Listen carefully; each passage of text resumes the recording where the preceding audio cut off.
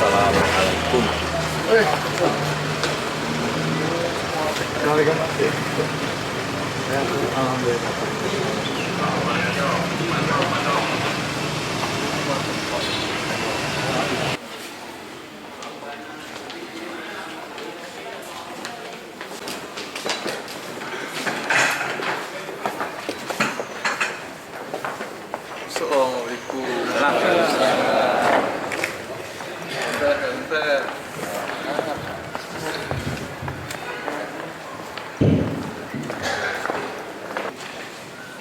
Selamat datang kepada teman-teman dan wakil wali kota Bandung, Bapak Edi Ojek Muhammadiyah. Acara akan dilanjutkan dengan laporan tentang hasil evaluasi PIPPK oleh Ketua DPD DPR Kota Bandung. Kepada yang terhormat Bapak Edi MSI dipersilakan. Morning everyone. Hari Kamis ini. Paling tidak kalau di meja lah. Sekarang kita jam 10.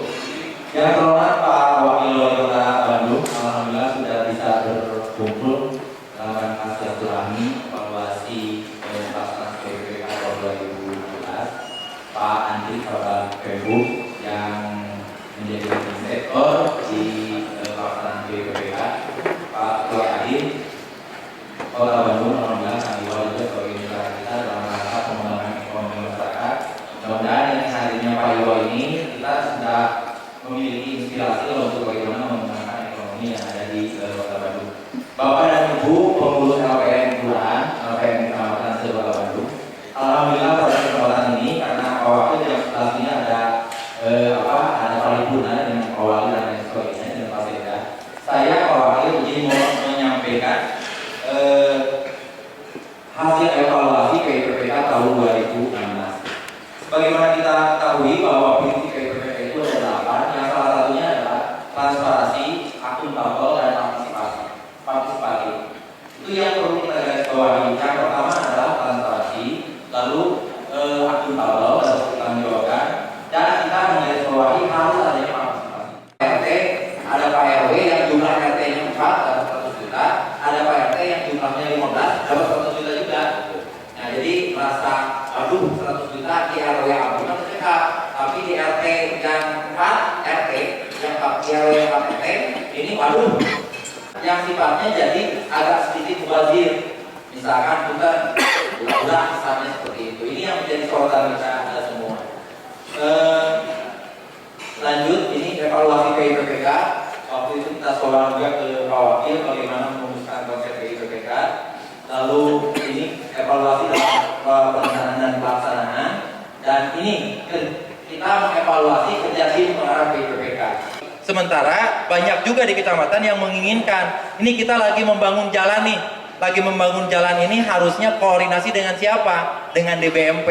Tidak ada Pak DBMP-nya gitu. Padahal masuk di dalam tim pengarah PIPPK. Setelah dievaluasi kok tim PIPPK itu, tim pengarah PIPPK itu banyak jumlahnya, tapi yang hadir ke wilayah itu juga. Gitu. Jadi itu lagi atau terkenal dengan 4L. Lu lagi saudara. Kenapa di tingkat kecamatan kurang optimal Pak Wakil? Dugi sekarang sampai saat ini honor tim pengarah PIPPK di tingkat kecamatan belum cair. Padahal dulu Bapak dan Ibu Ketua LPM Kecamatan, saya mau menghadap ke Pak Wakil, menghadap ke Pak Wali dan ke Pak Sekda, itu bagaimana memperjuangkan karena anggarannya sudah berjalan, memperjuangkan untuk tim pengarah di tingkat kecamatan itu sebesar 40 juta. 40 juta itu kalau di satu kecamatan mah nggak akan berpengaruh apa-apa, tapi ketika dijumlahkan seluruh kota Bandung ada 30 berarti 1,2 miliar. Nah, menggeser-geser uang itu tahun 2015, saya tahulah bagaimana Pak Wali, Pak Wakil dengan Pak Sekda ini merumuskan itu ada. Tetapi kondisinya di kewilayahan, honor itu dimasukkan menjadi honor bagi PNS Pak Wakil. Nah, ini yang menjadi persoalan. Loh, kok honor buat lembaga kemasyarakatan diproporsikan setelah ditambah anggarannya oleh Pak Wali, Pak Wakil dengan Pak Sekda, dimasukkan ke dalam kode rekening honor bagi pegawai yang ada di kecamatan. Nah, per bulannya itu dikali 10 bulan berapa? 300.000 Pak, 300.000. Nah ini menjadi kendala ternyata buat kita semua. Dan sampai saat ini, alhamdulillah belum ada satupun yang terrealisasi dan yang cair. Mudah-mudahan sesegera mungkin karena anggaran perubahan ini sudah dianggarkan. Lanjut. Pak Wakil, ini kita sudah koordinasi dengan T4D dari Kejaksaan Negeri Kota Bandung. Ini kendala yang ditemukan dari hasil pengamatannya kejaksaan, bahwa yang pertama kendala yang terjadi itu adalah banyak pejabat di kewilayahan takut pencairan, sehingga pencairan tertunda. Yang kedua, ragu-ragu dalam mengambil keputusan. Nih, yang ketiga yang paling penting, kurangnya transparansi aparatur kewilayahan dalam menggunakan anggaran kepada. Nah, ini bukan hasil evaluasi kami, bukan hasil evaluasi kita, tapi berdasarkan hasil koordinasi dan evaluasi yang dilaksanakan oleh tim 4D dari Kejaksaan Negeri Kota Bandung. Lalu keterbatasan sumber daya manusia kewilayahan dalam pengelolaan PIPPK. Jadi Pak Wakil, ternyata banyak di kewilayahan, aparatur kewilayahannya menjabat sebagai bendahara pembantu umum, ditanya sama ketua LPM, RW dan lain sebagainya, ini kira-kira saldo kas APBD anggaran di kewilayahan berapa? Bingung, ada saldo kas naon, bayangkan. Padahal jabatannya sebagai bendahara pembantu di kewilayahan. Jadi sangat prihatin sekali. Tapi Bapak dan Ibu, yang paling penting ternyata judul PIPPK ini sangat tepat.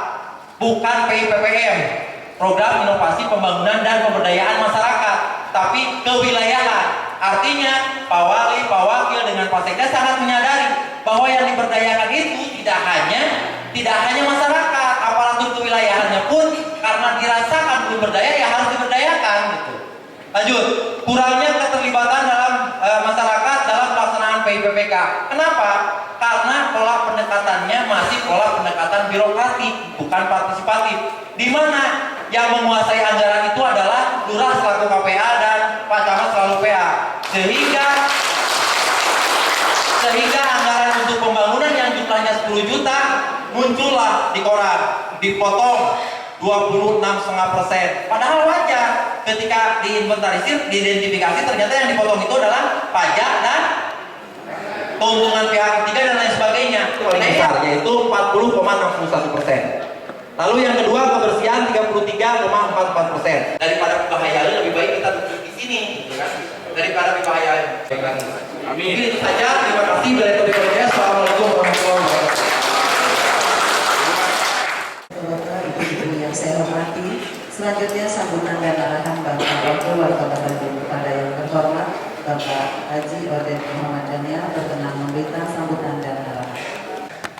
Bismillah, alhamdulillah, la haula wa la quwwata illa billah al-aliyyil azim. Asyhadu an la ilaha illallah wa la syarika lah wa asyhadu anna Muhammadan abduhu wa rasuluh. Pak Wali, untuk mewakili beliau hadir di sini, sebagian beliau hadir, tapi ternyata ada perkembangan jadwal di dewan. Beliau ikut bagus. Jam 11 hari ini memang mungkin sudah berjalan di sana sebelum paripurna itu ada bagus dulu, ya. Bermusyawarah dulu, terus kemudian paripurna. Saya kasih maaf dari Pak Wali mengingatkan besar hari ini. Pemirsa luar biasa tadi melihat mendengar dari paparan evaluasi laporan dari Pak Merdi sebagai Ketua LPM dengan evaluasi yang saya sampaikan. Saya melihat dari berbagai banyak masalah yang muncul yang kita hadapi hari ini, memang Pak Wali dan Pak Wali juga sangat paham kalau pelaksanaan PIPPK ini bukan hanya sederhana, karena banyak aspek, banyak hal yang harus kita benahi. Dari mulai bagaimana kita merubah mindset kita, mindset daripada mulai aparat kewilayahan, ya. Mindset kita juga mungkin belum sama LPM, Jangan sampai. Terus bagaimana juga di tingkat RW, RT ya saya kira. Ini kan belum sampai. Bisa saja penyerapannya ya tidak jeblok, itu sudah bagus buat saya. Tapi tidak cukup di situ. Tentu 2016 ini diharapkan bukan hanya sekedar penyerapannya yang kita harus perhatikan, akan tetapi bagaimana manfaat pelaksanaan juga harus tepat sasaran tadi. Saya tidak banyak ya mengomentari tentang teknis tadi, persoalan teknis. Saya percayakan kepada PMUM, saya kira pemerintah umum ya, sebagai di sektor kewilayahan, tolong Pak Andri ya, itu semua harus dicatat dan jadikan sebuah bahan untuk evaluasi ke depan saya kira ya. Terus urusan honor oleh titip ke Pak Andri, jangan sampai di perubahan tidak ada.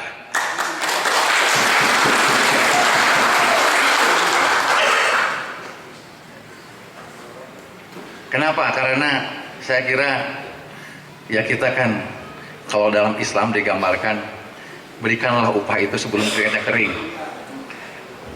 Artinya bukan berarti setiap pekerjaan orang bekerja masih keringatan terus kemudian dikasih duit, bukan begitu.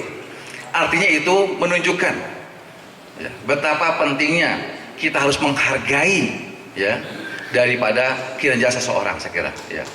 Itu Pak Andi tolong ya saya kira.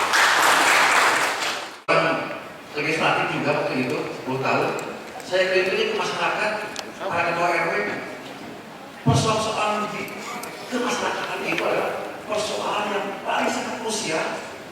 Kadang-kadang Pak RW itu ujung tombak, betul nggak? Sok deh kan? Nggak, Ketua RW nak anggota dewan. Kayak bukan rezeki lalu bisa ngerti mereka, ya. Tapi lamun pensiunan di sekolah, itu masalah. Maka saya itu dengan Pak Wali dan hadirlah lahiran yang namanya PKPK ini. Nah sekarang, ketika PKPK ini sudah digulirkan, yang ditandai dengan menggelontorkan anggaran yang hampir di atas 200 miliar per tahun, ya. Ternyata pelaksanaan kita juga tidak sederhana, mendapatkan kendala-kendala, betul kan? Yang kita sampaikan Pak Menteri tadi, dari mulai kendala yang pertama tadi sampaikan, bagaimana mindset aparat juga, aparat kewilayahan juga, ya. Kemudian juga persoalan masih debatable-nya, urusan nomenklatur. Ini juga memang hal-hal yang kita rasakan seperti itu. LPM ini kalau tentang knowledge, LPM ini adalah merupakan tokoh masyarakat, informal leader yang media di sini. LPM adalah tokoh informal leader yang ada di kelurahan masing-masing dan masing-masing. Lurahnya, camatnya itu adalah formal leader. Betul nggak? Bedanya nggak seperti dari nanti.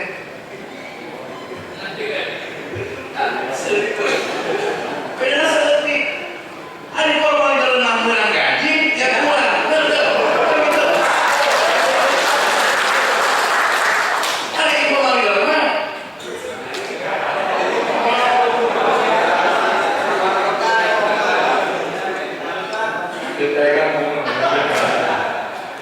Perasaan seperti bulan kemana? Terus mereka minta mana? Regulasinya itu gambarnya. Memberikan anggaran. Tapi ketika pelaksananya yang mana antara formal leader dan informal leader, seperti yang saya dengar dari Pak Menteri tadi, kalau seperti itu, 2 biji kaki dulu, 2 biji karet, mau beres.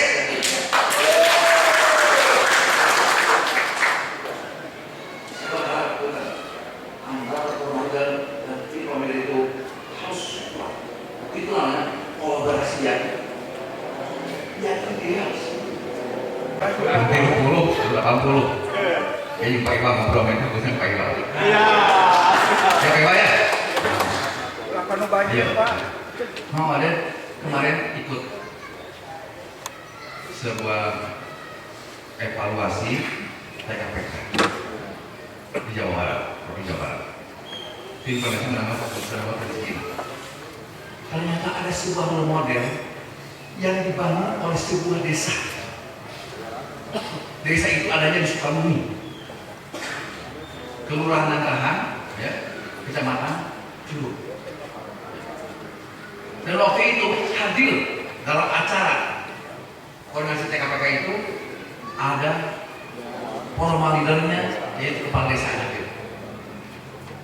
Dan juga yang hadir di situ informal leadernya diwakili oleh ketua MUI kelurahan. Mereka menyampaikan presentasi bagaimana konsep pembangunan yang dinamakan, kata istilah mereka, desa mandiri. Pembangunan dan konsep mengenal desa mandiri luar biasa ternyata. Ketika mereka dimulai antara formal leader si kepala desa dengan informal leader, baik dari kelurahannya, dari LPM-nya, dan kalau informal leader banyak ya, bisa jadi dari keagamaan, MUI-nya, dari tokoh masyarakat, LPM-nya. Ketika mereka bersatu, mereka sebuah visi misi yang kuat. Mereka punya tujuan yang sama, dengan kesiapan transparansi yang sama. Luar biasa. Mereka sekarang sudah jadi percontohan. Bahkan ketika mereka sudah berhasil, sekarang diperlukan peraturan bupati diperlakukan untuk semua desa-desa lainnya mengikuti Pak. Contohnya adalah yang mereka presentasikan pertama sekali. Mereka hanya sekedar meminta impak dengan konsep impak dari warga masyarakat satu kelurahan itu, diminta 500 perak per hari. Disimpan di yang sering di rumah masing-masing. Padahal saya tanya, berapa Pak Kiai, berapa kepala desa, berapa? Wah, ini adalah ketika ada kesepahaman, ketika ada pemahaman yang sama, itikat yang sama antara formal leader dan informal leader, saya yakin pasti mereka kita harus berhasil. Oh, Kota Bandung diberi pemprov, diberi duit 100 juta, betul nggak? Setiap bulan kan habis berapa? 400 juta ya? Setiap bulan kan? Oh, lebih ya. 300 juta kan LPM sama PKK dan apa benar? Ditambah RW, kalau ada 10 RW misalnya, ada 10 RW 1,3 kan? Bayangkan, mereka nggak dapat itu. Masuk wae. Oh, mau Kota Bandung masuk ikan wae, mesti diberi duit Halus Pak. APBD setiap tahun seperti itu. Masa tidak bisa maju? Nah, yang penting adalah, poinnya adalah, mari kita bersama kali ini menghimbau kita bersama, semuanya, mari kita jadikan wilayah kita ini, ya, dengan program PPPK, jadikan menjadi wilayah yang maju. Ini penting saya kira ya. Dengan cara tadi, yang penting hidup subuh, kesempatan kita harus. Saya yakin Pak itu menjadikan. Ya. Siap nggak? Siap. So, pemerdi, orang kira-kira di Jabatan, orang jalan-jalan separah kusir Pak Dika. Meninggali kan itu. Kalau orang yang sama baik, dibandingnya. Sampai ada yang dibanding.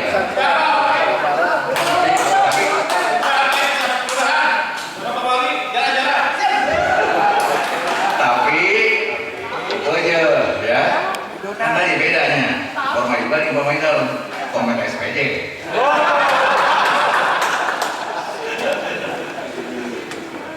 Nah itulah pesan Pak Wadir satu saja ya tadi.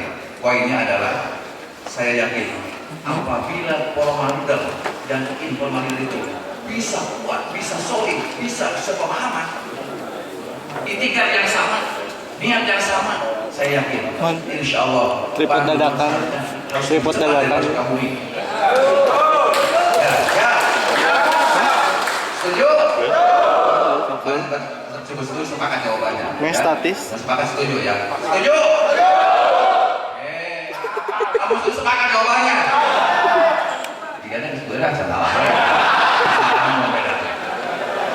Tinggi sekolah kalau ini.